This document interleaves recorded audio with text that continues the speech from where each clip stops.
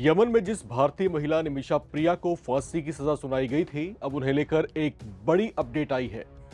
दावा किया जा रहा है कि निमिषा प्रिया की फांसी की सजा रद्द कर दी गई है।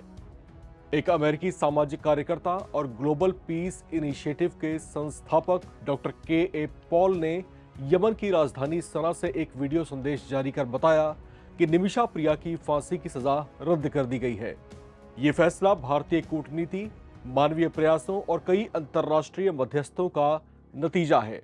डॉक्टर पॉल ने यमन के कुछ नेताओं के सहयोग की सराहना की है और बताया है कि यह सफलता पिछले 10 दिनों की लगातार कोशिशों और प्रार्थनाओं से हासिल हुई है। उन्होंने प्रधानमंत्री नरेंद्र मोदी का भी आभार जताया और कहा कि भारतीय राजनयिक अब निमिषा को सुरक्षित रूप से भारत लाने की तैयारी कर रहे हैं। उनका दावा है कि निमिषा प्रिया को अब ओमान, जेद्दा, मिस्र, ईरान या तुर्की के रास्ते भारत लाया जा सकता है। इसके लिए भारत सरकार से सुरक्षा व्यवस्था समेत कई अन्य पहलुओं पर बातचीत हो रही है। निमिषा प्रिया मूल रूप से केरल के पलक्कड़ जिले की रहने वाली हैं। वो साल 2017 में यमन में वहीं के एक नागरिक की हत्या के आरोप में दोषी पाई गई थी और 2020 में उन्हें वहां की एक अदालत ने फांसी की सजा सुनाई थी।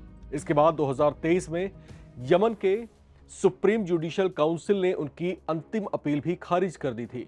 उनकी मां प्रेमा कुमारी ने बेटे की रिहाई के लिए यमन जाकर दया की गुहार लगाई थी।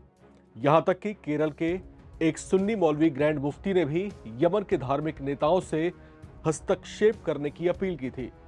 इस मामले में भारत सरकार ने भी सक्रिय भूमिका निभाई। विदेश मंत्रालय ने बताया कि भारत सरकार यमन के अधिकारियों के संपर्क में था और निमिषा को राहत दिलाने के लिए शरिया कानून के तहत क्षमा की संभावनाएं तलाशी जा रही थी। 16 जुलाई को उनकी फांसी तय थी, लेकिन भारत की कोशिशों से इसे पहले टाल दिया गया और अब फांसी की सजा पूरी तरीके से रद्द कर दी गई। इस तरह की अपडेशन सब आ रही हैं। डॉक्टर पॉल की भूमिका इस रिहाई में बेहद अहम मानी जा रही है। उनका जन्म आंध्र प्रदेश में हुआ था और उन्हें आधुनिक गांधी कहा जाता है। उन्होंने अमेरिका में रहकर ग्लोबल पीस इनिशिएटिव और GUM जैसी संस्थाएं बनाई हैं।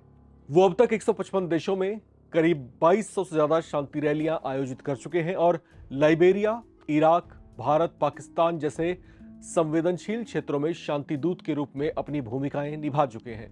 बताया जाता है कि उन्होंने करीब 3,10,000 अनाथ बच्चों की सहायता भी की है और कई बार नोबेल शांति पुरस्कार के लिए वो नामित हो चुके हैं। इस पूरे मामले से साफ है कि जब सरकार, समाज और अंतर्राष्ट्रीय समुदाय एकजुट होकर किसी मानवता से जुड़ी लड़ाई में आगे बढ़ते हैं तो असंभव दिखने वाले फैसले भी पलटे जा सकते हैं। निमिषा प्रिया की रिहाई न केवल एक महिला की जिंदगी बचाने की कहानी है, बल्कि ये भारत की कूटनीतिक क्षमता और मानवीय मूल्यों की जीत भी है। निमिषा की संभावित रिहाई भारत के लिए एक बड़ी कूटनीतिक जीत जैसी है। ऐसा इसलिए क्योंकि यमन एक गृह युद्ध में फंसा हुआ देश है। भारत के यमन के साथ कोई औपचारिक कूटनीतिक संबंध भी नहीं है। इसके बावजूद भारत ने मिडिल ईस्ट में अपने प्रभाव के दम पर निमिषा की कानूनी लड़ाई में मदद की। भारतीय विदेश मंत्रालय के प्रवक्ता रणधीर जायसवाल ने पिछले हफ्ते बताया था कि भारत यमन के अधिकारियों के साथ लगातार संपर्क में है और निमिषा के लिए हर संभव सहायता प्रदान कर रहा है, जिसमें अब कामयाबी मिलती दिख रही है। उम्मीद जताई जा रही है कि निमिषा प्रिया जल्दी ही रिहा होकर भारत लौट आएंगी, लेकिन इसके बीच में कई और अड़चने भी हैं। वो अड़चने क्या हैं, उस पर हम और विस्तृत बात करेंगे जब और तमाम अपडेट्स आएंगे। फिलहाल इस खबर में इतना ही। बाकी तमाम अपडेट्स के लिए आप लगातार बने रहें और देखते रहें नवभारत टाइम्स।